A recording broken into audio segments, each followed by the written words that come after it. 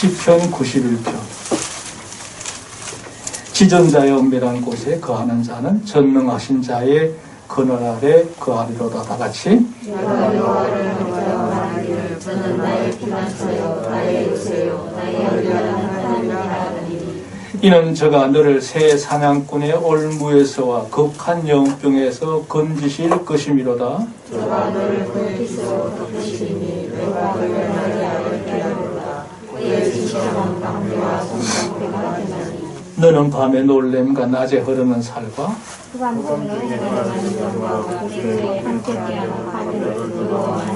천인이 내 곁에서 만인이 내 우편에서 엎드려지나 이 재앙이 내게 가까이 못하리로다.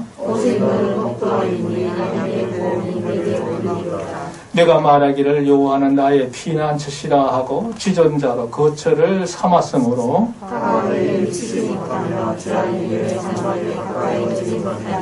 저가 너를 위하여 그 사자들을 명하사 내 모든 길에 너를 지키게 하심이라. 내가 사자와 독사를 밟으며 젊은 사자와 뱀을 발로 누르리로다.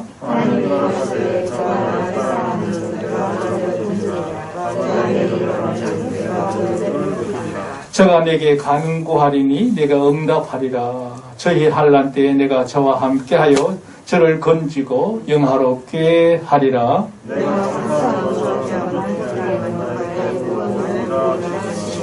아멘.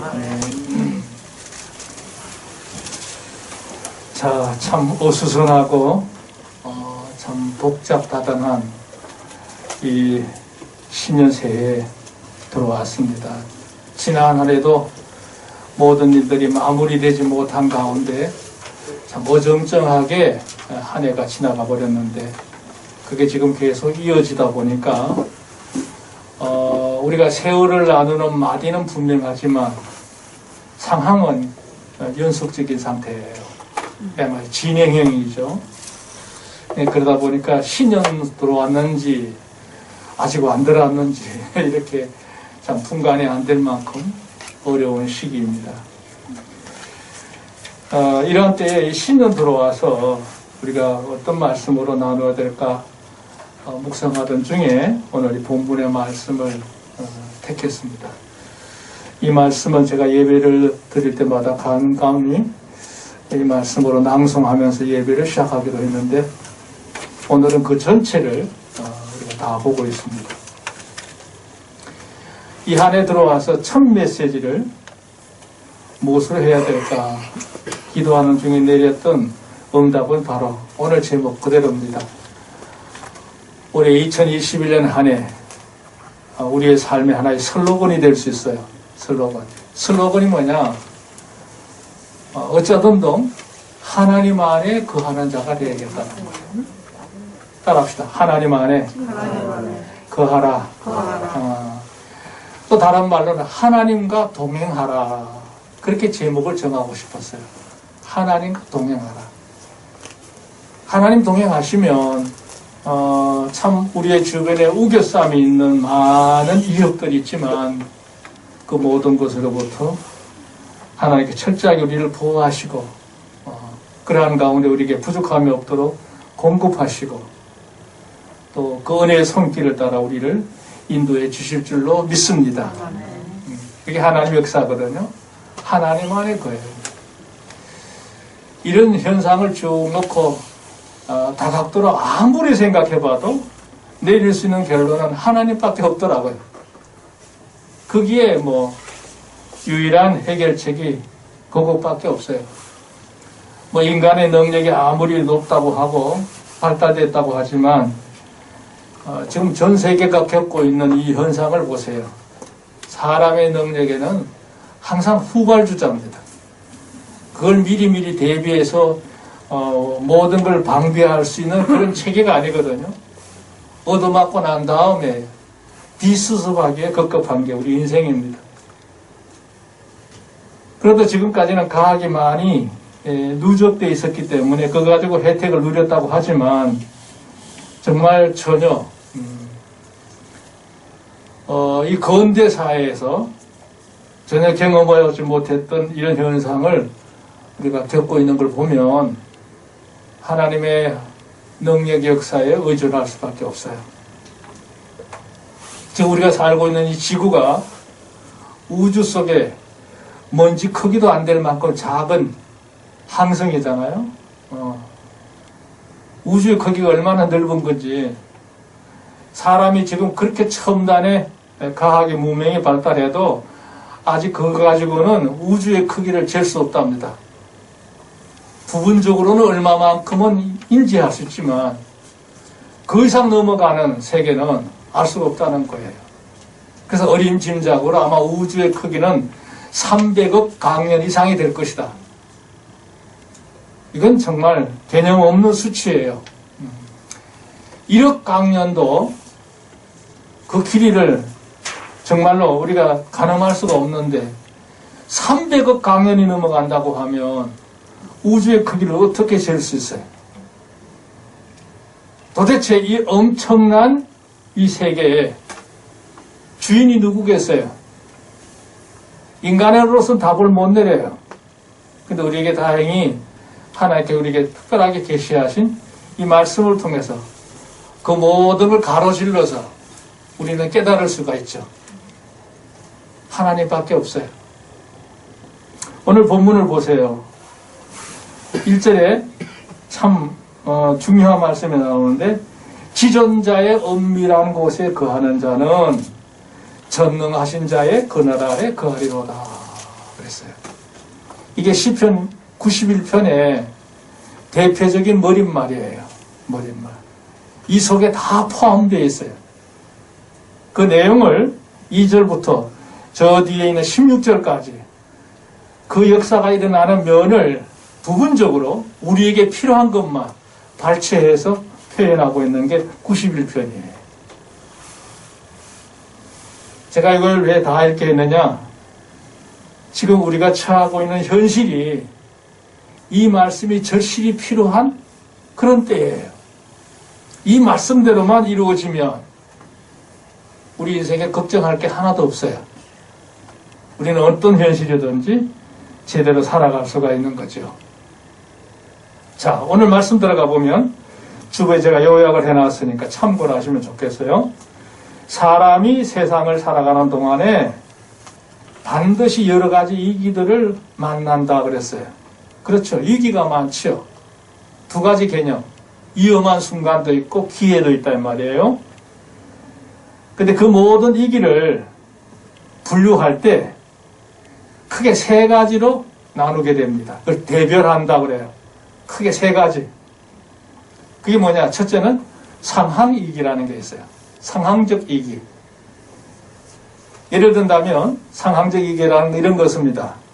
사람이 태어나서부터 그가 세상을 마칠 때까지 우리가 사는 현실이 매 순간 마치 드라마에서 뒤에 무대가 바뀌는 것처럼 우리 현실이 계속해서 이게 꿈틀거리면서 변화돼 갑니다.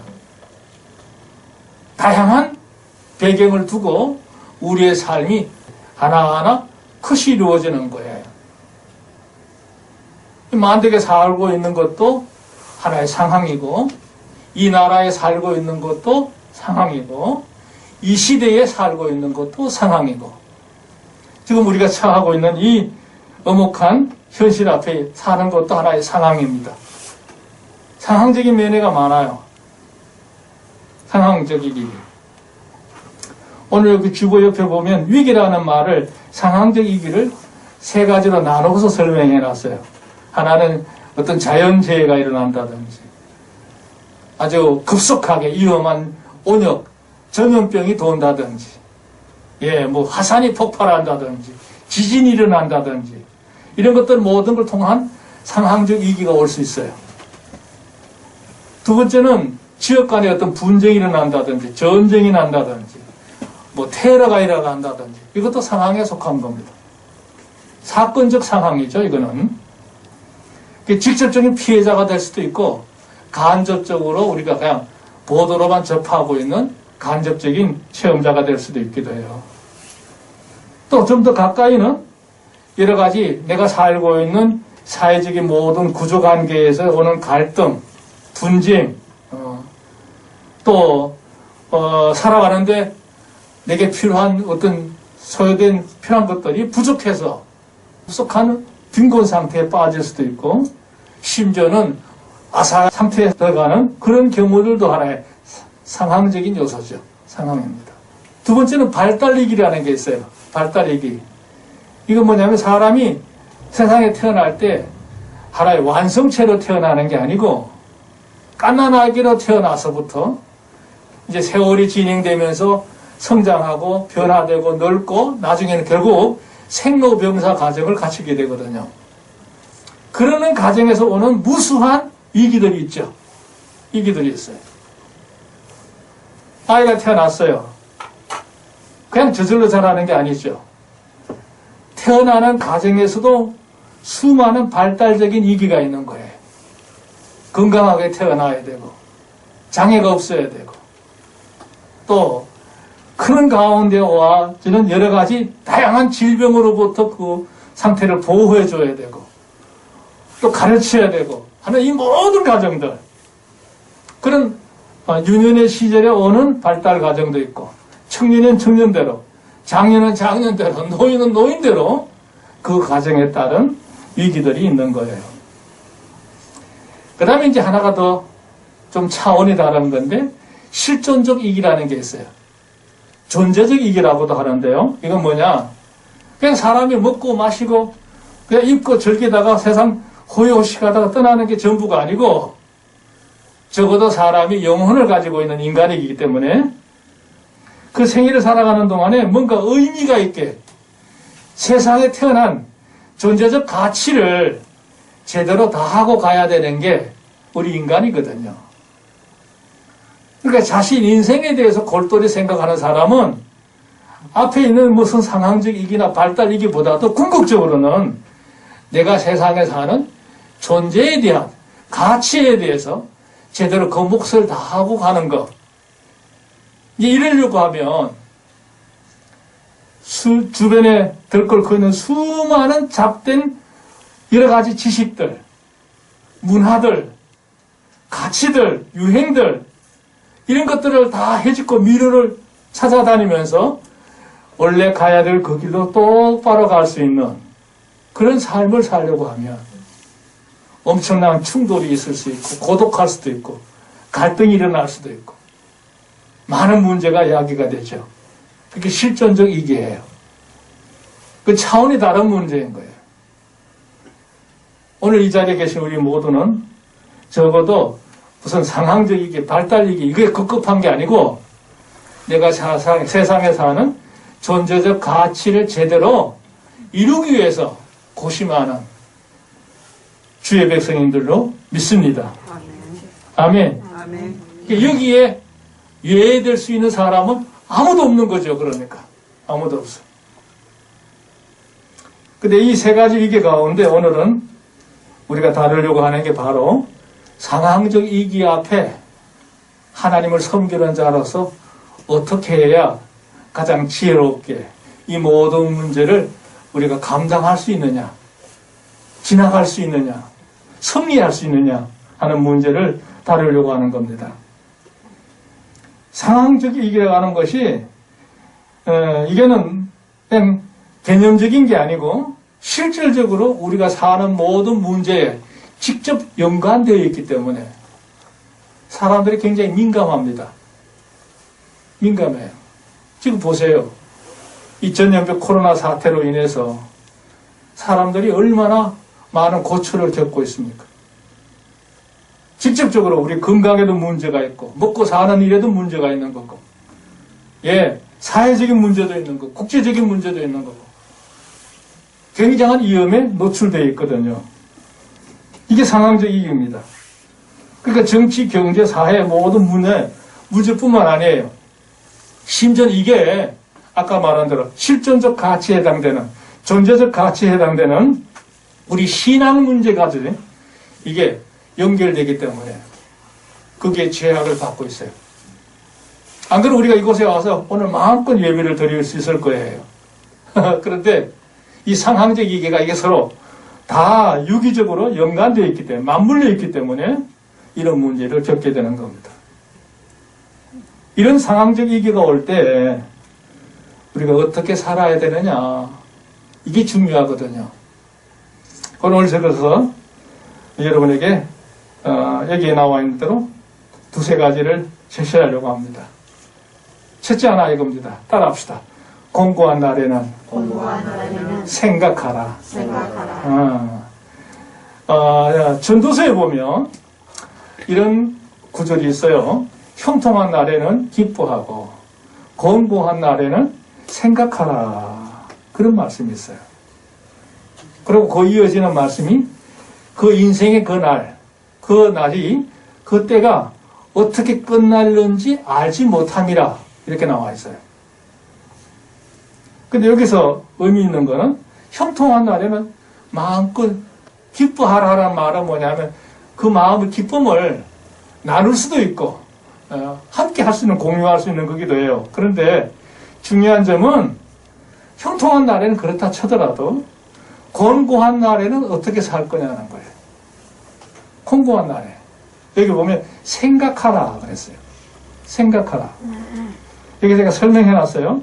생각하라는 본문적 의미는 단순히 내가 이제까지 뭘 하고 살았지 한 번쯤 돌아보면서 회상하면서 성찰하면서 자신의 삶을 이렇게 바로 교정하는 그런 어떤 사색 그런 것도 있을 수 있지만 그 생각하라는 말의 그 언어적 의미 어떤 거냐, 이제까지 내가 형통하게 살았고 건강하게 살았고 많은 걸 누리며 살았던 그 모든 것, 인생사 전반에 걸친 모든 것들, 또 좋은 일도 있었고 어려운 일도 있었고 슬픈 일도 있었고 이 모든 것들이 누구로부터 오는지를 기억하라는 거예요.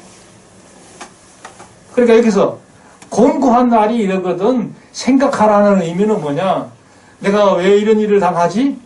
왜 이렇게 불행스럽지? 뭐 이런 원인에 대한 파악보다도 이 모든 것이 누구로부터 오는 것인가를 다시 한번 명심하라는 거예요. 그게 누구예요? 하나님으로부터 온다는 거죠. 하나님으로부터. 그러니까 이제까지 형통한 것이든 공고한 것 모든 것들 간에 그 모든 것의 섭리자는 하나님이시다고 하는 것을 꼭 바로 기억하라, 명심하라, 다시 되새기라 이런 의미예요. 지금 우리가 겪고 있는 이 코비드 팬데믹 현상 참 지독하죠. 지금 전 세계가 전전긍긍하고 있고 이미 공식적으로 발표된 것만 중국을 제외하고 모든 세계 국가가 지금 1억이 넘어갔다고 해요. 1억 명. 며칠 전만 해도 8천만 어쩐다 그러더니 지금 1억이 넘어갔어요. 여기에 희생된 사람이 벌써 200만 명 이상 넘어갔다고 해요. 굉장한 거죠. 이게 국제적인 문제가 아니고 전 세계적인 문제. 전 세계적인 문제. 아니, 우리가 내 개인적인 문제 하나만 어떤 일이 일어나도 이건 하나님의 뜻이라고 찾는데요. 이게 한 나라도 아니고 전 세계적인 현상적으로 이 모든 문제가 우왕좌왕한다는 것은 우리가 상식적으로 생각해 보세요. 하나님이 이것에 철저하게 배제되어 있겠어요? 아닙니다. 하나님의 섭리 안에 있다는 거예요. 이 시작이 누구의 잘못이든 간에 이건 하나님께서 허락하신 한 그 범위 안에서 일어나는 일들이라는 거예요. 하나님의 주권을 벗어날 수가 없는 문제라는 얘기죠. 그러니까 우리가 다시 한번 이 문제를 근본적으로 해결하려고 하면 모든 것을 넘어서 계시는, 초월하시는 그분 앞에 제대로 된 성찰을 하는 것이 성도의 당연한 도리라고 생각합니다. 이렇게 재미있는 명언 하나를 제가 넣어놨어요. 어거스틴 이런 말을 했습니다. 우리는 매일 당하는 고난을 우리 일생의 마지막 날과 같이 얘기해야 한다 그랬어요. 이 말의 뜻은 무슨 뜻이에요? 안일하게 살지 말고 매일매일을 절박하게 살아라는 얘기예요. 알차게 살라는 얘기죠. 그렇게 하지 않으면 인생은 오래 산다고 복이 아닌 거죠. 제대로 세상에 보내진 그 가치를 다 하고 오라는 거예요. 그러려면 어떻게 되느냐? 우리가 바른 정신을 갖고 바른 태도를 가지고 살아갈 수밖에 없는 거죠. 모세도 이런 얘기 했어요. 아까 읽었던 우리 본문 바로 앞에 10절에 그랬어요. 우리 연수가 70이요 강건하면 80이라도 그 연수의 자랑은 수고와 슬픔뿐이요 신속히 가니 우리가 날아갑니다. 누가 주의 노의 능력을 알면 누가 주를 두려워할 대로 주의 진노를 알리니까 우리에게 우리날 계수함을 가르치사 지혜의 마음을 얻게 하소서 그랬어요. 지혜의 마음을 얻게 해달라. 그런 기도를 드렸어요. 그게 뭐냐면 우리 인간이 무진장 오래 살 것 같지만 인생의 삶의 시작은 뭐 그런 대로 비슷해요. 그런데 그 끝맺음은 사람마다 다릅니다. 나이가 들었다고 꼭 떠나는 게 아니에요. 젊어도 가는 거예요. 나는 그 20대 사람이 암 사기가 걸려서 몸에 전신이 퍼져 있는 것도 봤고 어린아이가 우리가 볼 때는 절대 겪지 않아야 될 문제인데 노인이 앓고 있는 모든 병을 앓고 있는 것도 봤어요. 인생이 그래요. 그러니까 오늘의 건강한 거 자랑할 거 하나도 없는 거예요. 우리의 삶이 하나님의 주권 하에 모든 것이 진행된다는 사실을 바르게 인지하고 하나님께 바로 서는 성도가 되기를 주님을 축원합니다. 그러니까 오죽했으면 모세가 그랬겠어요. 인생의 연수가 70이요. 평균적으로 말이에요. 80을 산다고 하자. 그렇게 오래 산 세월 그 많은 걸 누렸다고 해도 그가 자랑할 거는 수고와 슬픔밖에 없다 그랬어요. 실존적 가치를 이루지 못한 인생의 의인은 삶은 아무것도 아니란 얘기죠.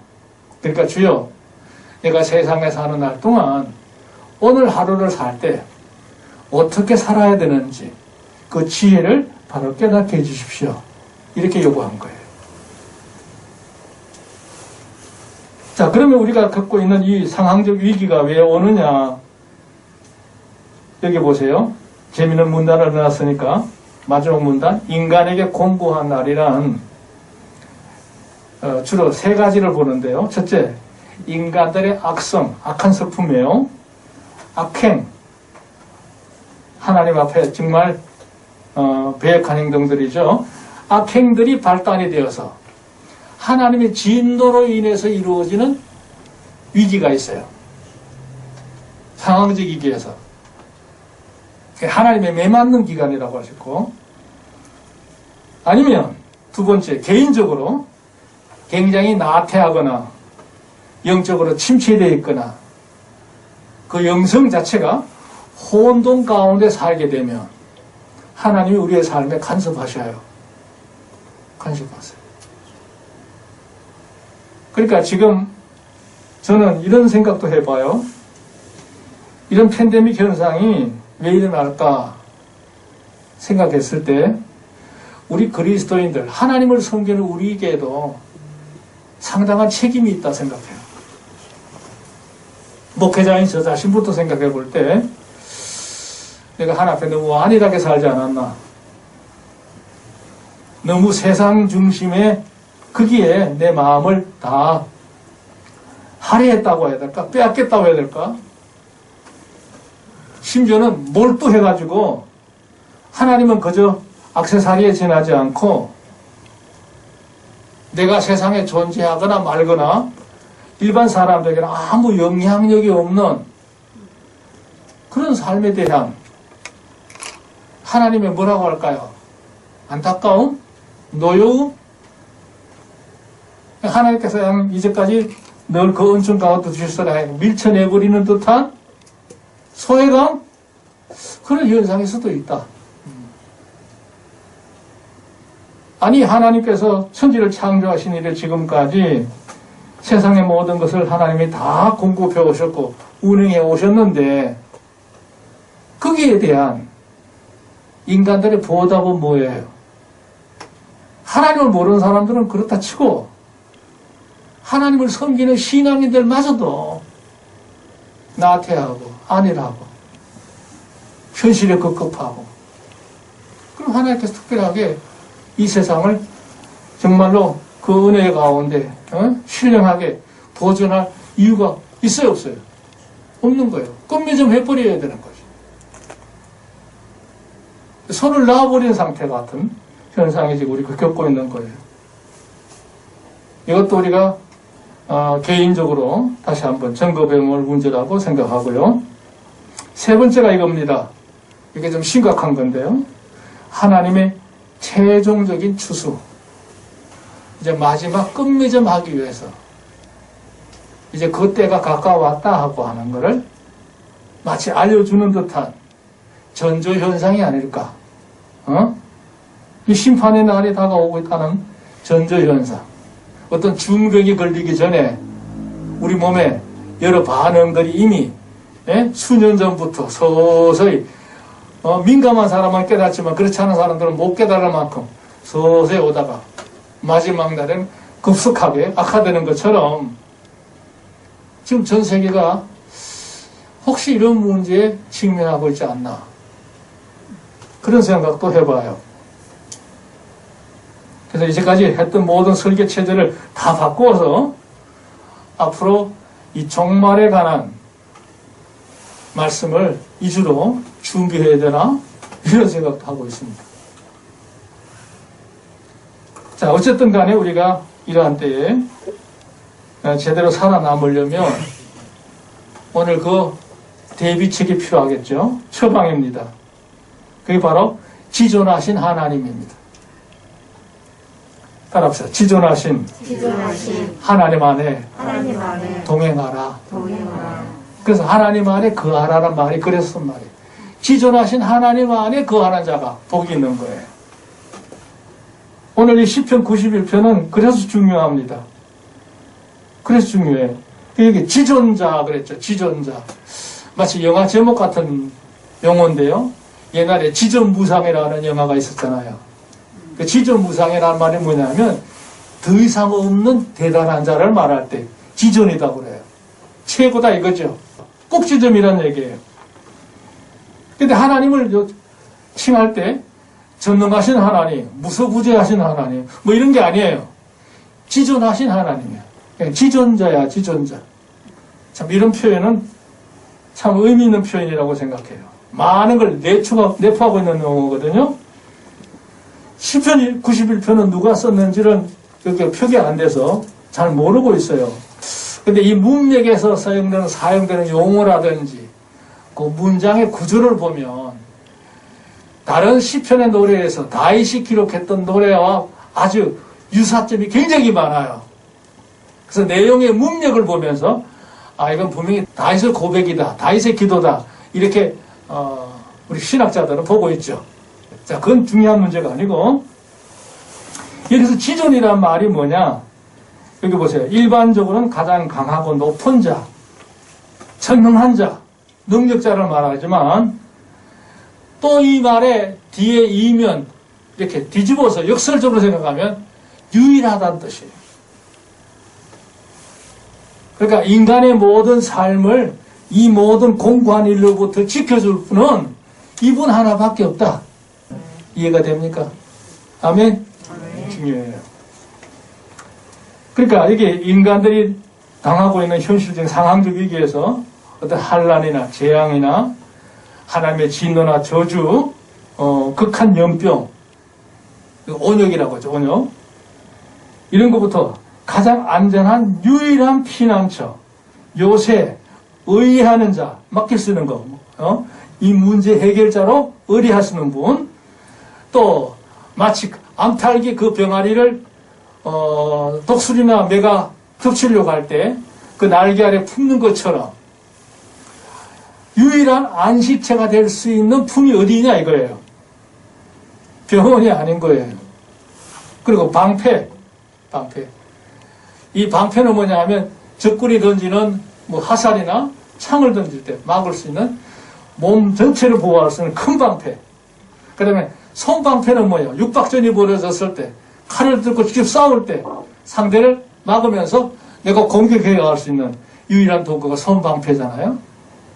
큰 방패이기도 하고 손방패가 되시는 분이 도대체 누구냐 그랬을 때 바로 오늘 본문에서 쭉 설명하고 있는 걸 내가 분해해 봤어요.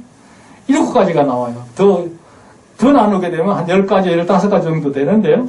시간이 없기 때문에 면도 그렇고 줄여놨어요. 여기 보세요. 1번 3절에 말하죠. 예, 내가 여호와를 가리켜 말하기를 저는 나의 피난처 나의 요새요 나의 의뢰하는 하나님이라 하더니 다 막힐 수 있다 이거죠. 3절 이는 저가 너를 새 사냥꾼의 올무 새를 잡는데 덫을 놓잖아요. 올무 극한 염병에서 건지실 것이다. 무심코 날아가다가 잡히는 거예요. 아니 그냥 조심하고 지나가는데 어려움이 온 거야. 그런 일이 없도록 하겠다는 거죠. 방패가 되어주시기도 하고 마치 안탈개 날개미처럼 하나님께서 감싸서 보호하시기도 하고 요새가 되기도 하고 피난처가 되게 한다 이거죠. 4절 보면 그랬어요. 제가 너를 그 깃으로 덮으시리니 내가 그 날개 아래 피하리로다. 보호가 되는 거예요. 보통 이제 병아리나 닭을 잡아먹는 것들을 보면 독수리는 어쩔 수가 없지만 주로 보면 매들이 잡아요. 매. 이런 뭐를 아신지 모르겠어요. 이렇게 가끔 이렇게 교회 지역으로 나가서 이렇게 보면 하늘에 새가 이렇게 날아다니는 게 아니고 하늘에서 한 자리에서 이렇게 흔들고 있는 새들이 있어요. 그게 매입니다. 그건 뭐냐면 자기가 보는 시야 아래 들쥐나 작은 생명체들이 움직이고 있는 모습을 보면 안 움직이고 그거를 이제 기습할 수 있는 시간 타이밍을 노리고 있는 거예요. 그러다가 일정한 순간이 되면 그냥 신속하게 쳐서 그걸 잡죠. 심지어 물속에 있는 고기도 잡아냅니다. 그럴 때 암탉이 병아리들이 마당에 놀다가 보니까 매가 날개를 고정시키고 이제 곡 쳐들 향하게 되면 이 암탉은 꺽꺽거리면서 병아리들을 다 모아가지고 자기 날개 아래 품어버려요. 그러면 내가 그 날개 암탉을 들어 올릴 수 있는 힘이 없기 때문에 공격할 수가 없어요. 그것처럼 하나님이 우리를 그 날개 아래 보호하신다는 거예요. 이 역사가 있기를 지금 축원합니다. 이게 중요한 거예요. 이 사실적 표현이에요. 사실적 표현. 그의 진실함은 방패와 성방패가 된다. 그걸 그 아처럼 보호하시겠다는 거예요. 그 다음에 너는 밤의 놀램과 낮에 흐르는 살과 흑암 중에 행하는 연병과 백주에 함께하는 파멸을 두려워하지 아니로다 그랬어요. 밤에 일어나는 많은 두려운 일들. 인간의 범행이 낮보다는 밤이 많죠. 잔혹하기도 하고 느닷없이 닥치는 큰 두려움을 말합니다. 낮에 흐르는 살. 살이라는 말은 죽인다, 공격한다는 의미예요. 화살을 의미하기도 하고 창의를 의미하기도 해요. 이게 소리 없이 내게 달라오는 거예요. 소리 없이. 낮에 흐르는 살, 흑암 중에 행하는 연병, 백주에 항택케 하는 파멸. 예, 우리가 사는 현실은 대낮에도 일어나는 비일비재한 크고 작은 사건들이 얼마나 많아요. 그런 걸 두려워할 이유가 없다. 이것보다 더 좋을 수 있겠어요? 아마 이건 우리 현실적으로 가장 필요한 거라고 생각해요.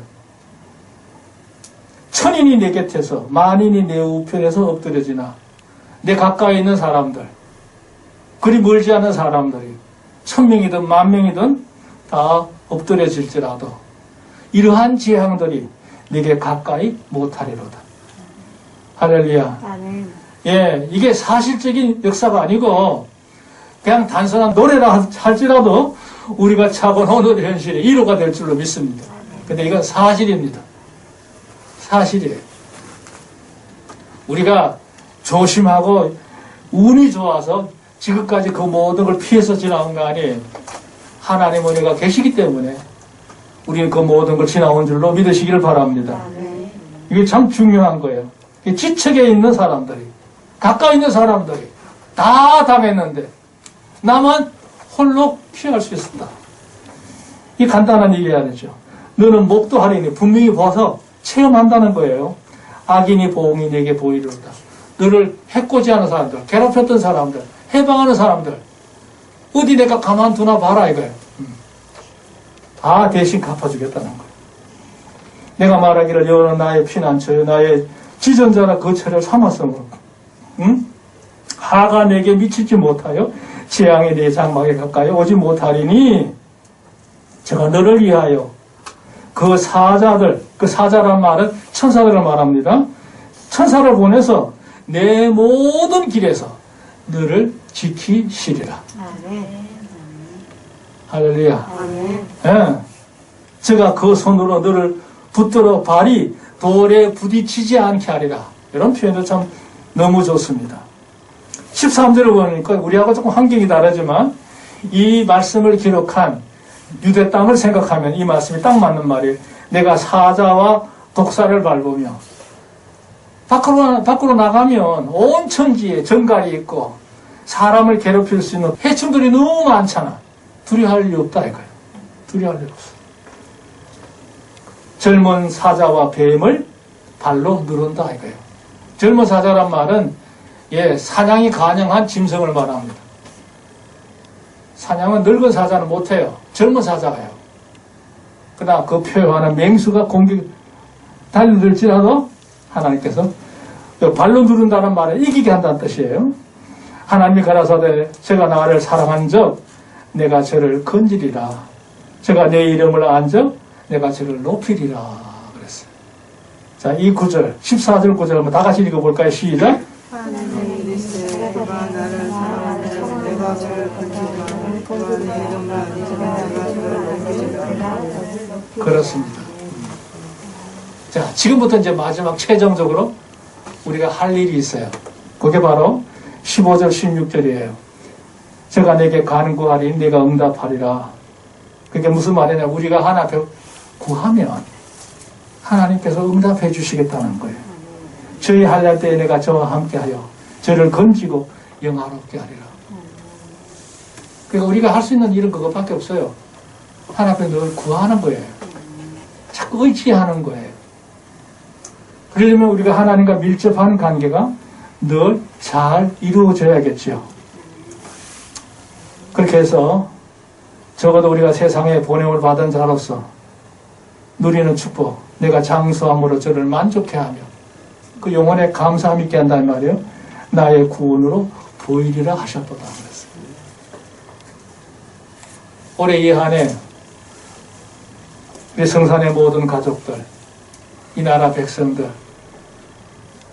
지금 전 세계에 처하고 있는 이 모든 현실에 이런 하나님의 뜻이 하나님의 사람들을 통해서 온전히 펼쳐지기를 주의 이름으로 축원합니다. 마지막, 이게 마지막 문단. 그럼 우리가 새해의 결의는 어떻게 가져야 될 거냐?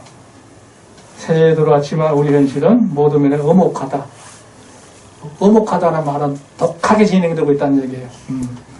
따라서 이제 부터는 절대로 안일하게 살아서는 안 되겠습니다.